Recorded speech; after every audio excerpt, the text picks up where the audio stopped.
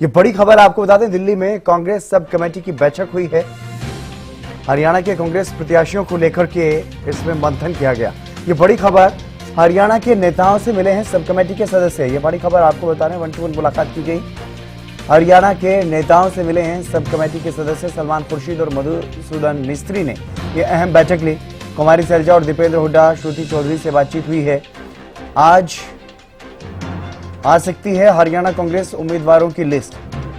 ये बड़ी खबर आपको बता रहे हैं, आज आ सकती है हरियाणा कांग्रेस के उम्मीदवारों की लिस्ट।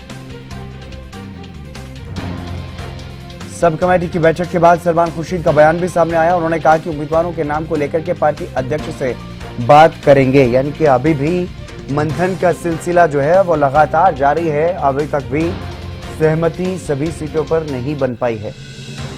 ये बड़ी खबर आपको बता रहे हैं, सब कमेटी की एक बैठक हुई है जिसमें मधुसूदन मिस्त्री और सलमान खुर्शीद मुख्य रूप से मौजूद रहे। जो सब कमेटी बनाएगी उसमें इन दोनों की जिम्मेदारी लगाई गई कांग्रेस आला कमान की तरफ से। हरियाणा की लिस्ट जो तैयार करनी है, हरियाणा के लिए जो उम्मीदवार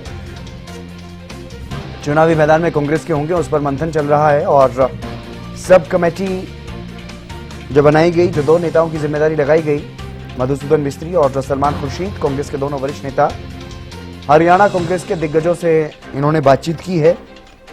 कुमारी सैलजा, दीपेंद्र हुड्डा, श्रुति चौधरी जैसे कई नेताओं से 1-to-1 आज बातचीत हुई है। और इस पर अब कांग्रेस के राष्ट्रीय अध्यक्ष मल्लिकार्जुन खड़गे से बातचीत होगी। सलमान खुर्शीद की तरफ से ये जानकारी दी गई। उन्होंने बताया कि उम्मीदवारों के नाम को लेकर के पार्टी अध्यक्ष से बात करेंगे।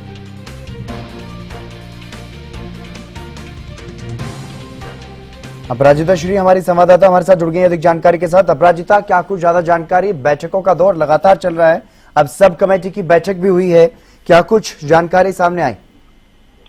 बिल्कुल हितेन, कह सकते हैं कि बैठकों का दौर है। हरियाणा कांग्रेस को लेकर समर्थन खत्म होता हुआ नजर नहीं आ रहा है। आज भी सब कमेटी की बैठक हुई है, हरियाणा को लेकर चर्चा की गई है। तमाम टॉप लीडर्स हरियाणा के एआईसीसी मुख्यालय में मौजूद थे। 1-to-1 के तरीके से एक बैठक हुई है, यानी सलमान खुर्शीद और मधुसूदन मिस्त्री जो सीईसी के मेंबर है, छोटी कमेटी के मेंबर हैं, उन दोनों ने 1-to-1 लिया है। यानी कुमारी सैलजा से मुलाकात हुई है, दीपेंद्र सिंह हुड्डा से मुलाकात हुई है, किरण चौधरी और श्रुति चौधरी भी एआईसीसी सुबह मुख्यालय आई थी। उन तमाम चीजों से मुलाकात हुई है, 1-to-1 लिया जा रहा है। और जो भी अपडेट इस बैठक से निकली है उसे अब आगे फॉरवर्ड किया जाएगा मल्लिकार्जुन खड़गे से, क्योंकि देखिए आखिरी मोहर मल्लिकार्जुन खड़गे के द्वारा लगाया जाएगा। तो पैनल तैयार किया जा चुका है, अपडेट दिया जा चुका है, तमाम लीडर से बात करते हुए आखिरी मोहर मल्लिकार्जुन खड़गे के द्वारा लगाई जाएगी। तो तमाम रिपोर्ट्स को आगे पेश किया जाएगा। अब देखने वाली बात है कि कितनी सीटों पर सहमति बन पाती है, कितनी सीटों पर मोहर लग पाती है। क्योंकि देखिए इससे पहले भी बैठक हुई है सब कमेटी की, मल्लिकार्जुन खड़गे के सामने पेश किया गया था पैनल। हालांकि उस पैनल को वापस भेज दिया गया, वापस से आज कमेटी की बैठक हुई है। अब देखने वाली बात होगी कि आज की जो कमेटी की बैठक हुई है वो कितनी सफल रहती है, कितनी सीटों पर बात बन पाती है और कब तक सूची सामने आती है। क्योंकि अगर सूचों की माने तो कहा जा रहा है कि 1 से 2 दिन यानी आज या कल तक सूची आ जाएगी। हालांकि ऐसा होता हुआ नजर नहीं आ रहा है क्योंकि सहमति नहीं बन पा रही है। अब देखने वाली बात होगी कि आज की बैठक से कितनी सहमति बन पाती है। मल्लिकार्जुन खड़गे के सामने सलमान खुर्शीद के द्वारा कहा गया है कि आज सभी जो अपडेट हुई है उन्हें भेजा जाएगा मल्लिकार्जुन खड़गे को और वहां से जो आखिरी मोहर है वो लगाई जाएगी। जी, क्या अभी और भी किसी नेता से बातचीत होनी बाकी है और भी कोई इस तरह की कोई जानकारी? देखिए जितने भी तमाम नेता थे वहां पर सीईसी के जितने भी मेंबर्स को वहां पर होना था वो सभी मौजूद थे। यानी नीरज शर्मा जिनका भी नाम पैनल में डाला गया है वो भी वहां पर मौजूद थे, कैप्टन अजय यादव भी मौजूद थे। तो सभी तमाम जितने भी लीडर्स है, टॉप लीडर्स है जिनके नाम पैनल में, वो सभी किसी न किसी तरीके से टॉप लीडर्स से उनकी मुलाकात होती हुई नजर आ रही है। अगर हम बात करते हैं बिल्कुल टॉप लीडर्स की, दीपेंद्र सिंह हुड्डा भी मौजूद थे एआईसीसी में, श्रुति चौधरी, किरण चौधरी, कुमारी सैलजा सभी मौजूद थे उस बैठक में। 1-to-1 तरीके से बैठक हो रही है। हालांकि अभी एक बैठक खत्म हो चुकी है, अब किसी और से मुलाकात करना आज नहीं बच रहा है। केवल जो अपडेट हुई है, जो रिपोर्ट है वो मल्लिकार्जुन खड़गे को के सामने पेश किया जाएगा। अब देखने वाली बात होगी कि क्या कुछ निष्कर्ष निकल कर आता है, कितनी सीटों पर बात बन पाती है। हालांकि अभी और कोई मुलाकात ऐसी सूत्रों से हमारे से खबर सामने आ रही है कि अभी कोई और मुलाकात या कोई और बैठक पूरी आज नहीं है। अब देखने वाली बात होगी कि अगर आज सहमति नहीं बन पाती है तो संभवतः आगे आने वाले दिनों में बैठक हो सकती है। चलिए, आप नजर बनाए रखिएगा अपराजिता। तो कुमारी सैलजा, दीपेंद्र हुड्डा, श्रुति चौधरी से बातचीत हुई है। सलमान खुर्शीद और मधुसूदन मिस्त्री की, इन दोनों कांग्रेस के वरिष्ठ नेताओं की जिम्मेदारी लगाई गई है। अमित तिवारी हमारे पॉलिटिकल एडिटर भी हमारे साथ जुड़ गए हैं इसी खबर पर और ज्यादा बातचीत करेंगे। अमित, जिस तरह का बैठकों का सिलसिला चल रहा है और जिस तरह का तंज बीजेपी नेता कस रहे हैं कि मॉल भाव चल रहा है, खुली सब्जी मंडी में जैसे मॉल भाव होता है, क्या वैसी ही कुछ स्थिति कांग्रेस में नजर आ रही है या फिर ये गहन मंथन इसलिए ताकि इस बार परिणाम बदले जा सके?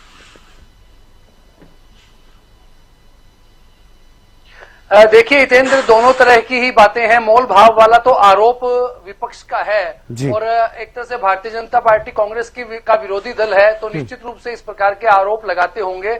लेकिन दरअसल कशमकश जो चल रही है वो सभी धड़ों को संतुष्ट करने की चल रही है और जो वर्चस्व की लड़ाई कांग्रेस में हमेशा से देखने को मिली है, चाहे संगठन के गठन के मामले में या फिर टिकटों के बंटवारे को लेकर पहले भी चलती रही इस प्रकार की, और जो स्थिति बनी हुई है वो यही है कि किसकी टिकट कटवाई जाए और कौन से धड़े को संतुष्ट किया जाए।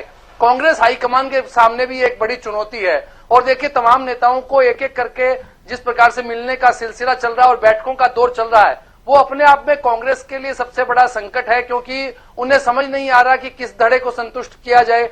हालांकि यह जरूर तय है कि टिकटों के जो आवंटन के साथ किसकी उम्मीदवारी किसके जिम्मे आती है, इससे पता चलेगा कि कांग्रेस में कौन सा गुट जो है वो हावी है और किसकी कांग्रेस में चल रही है। यानी हरियाणा के मामले में खास तौर पर देखिए, देश भर में ही 7 चरणों में चुनाव हो रहा है, हरियाणा में 6ठे चरण में चुनाव होना है, लेकिन अब तक एक भी उम्मीदवार का ऐलान नहीं कर पाना कांग्रेस की सबसे बड़ी कमजोरी है।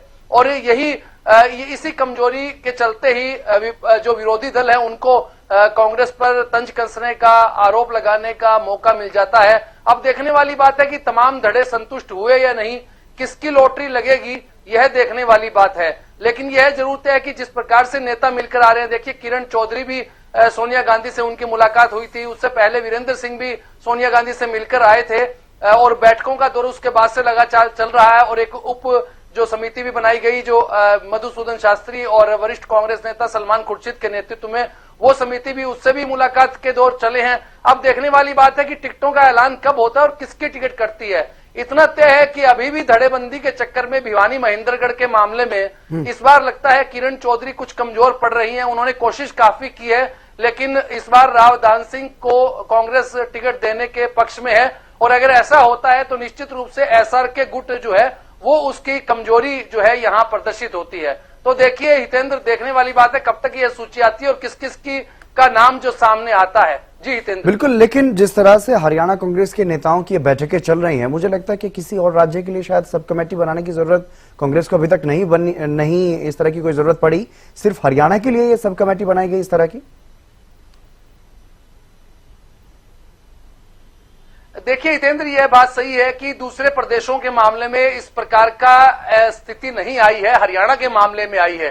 क्योंकि हरियाणा में देखिए गुटबाजी के चलते कभी भी अभी उदय भान के आने के बाद भी संगठन नहीं बना, पहले भी नहीं बना था, अशोक तंवर भी बने रहे तब भी संगठन नहीं बना। यानी कि 10 साल से संगठनात्मक तौर पर कांग्रेस अपना गठन नहीं कर पाई हरियाणा के मामले में, जबकि दूसरे प्रदेशों में संगठनों का गठन हुआ है। लेकिन हरियाणा में ऐसा क्या है, क्योंकि हरियाणा में धड़ेबंदी गुटबंदी जो है वो पूरी तरह से कांग्रेस पर हावी है और इसी वजह से इसी गुटबाजी के चलते ही जो कांग्रेस का हाईकमान है, कांग्रेस का शीर्ष नेतृत्व है, वो हरियाणा के मामले में अपनी चला नहीं पाता। क्योंकि एक और देखिए, पूर्व मुख्यमंत्री भूपेंद्र सिंह हुड्डा है, नेता प्रतिपक्ष का पद भी उन्होंने संभाल रखा है और उनके पुत्र है वो राज्यसभा के सांसद है, तो एक तरह से उनका प्रभाव जो है वो कांग्रेस में ज्यादा है। और इसी के चलते ही देखिए 4 कार्यकारी अध्यक्ष बनाए गए और उदय भान के नेतृत्व में कांग्रेस का जो है वो लगा कि संगठनात्मक ढांचा खड़ा हो जाएगा, 4 कार्यकारी अध्यक्ष बना दिए,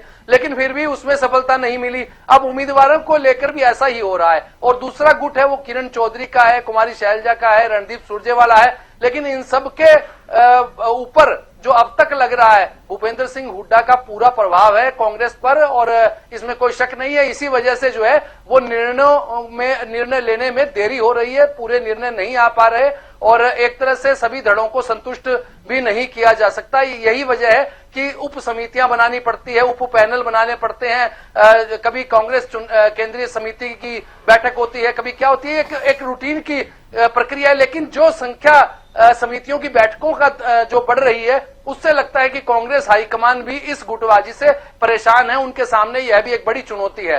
जी हितेंद्र, बिल्कुल एक बड़ी चुनौती है, और जैसा कि आपने कहा कि हर किसी को संतुष्ट कर पाना बहुत मुश्किल होता है इस स्थिति में। तो किसे यहाँ पर झटका लगता हुआ दिखाई दे रहा है, किसको यहाँ पर झटका लग सकता है?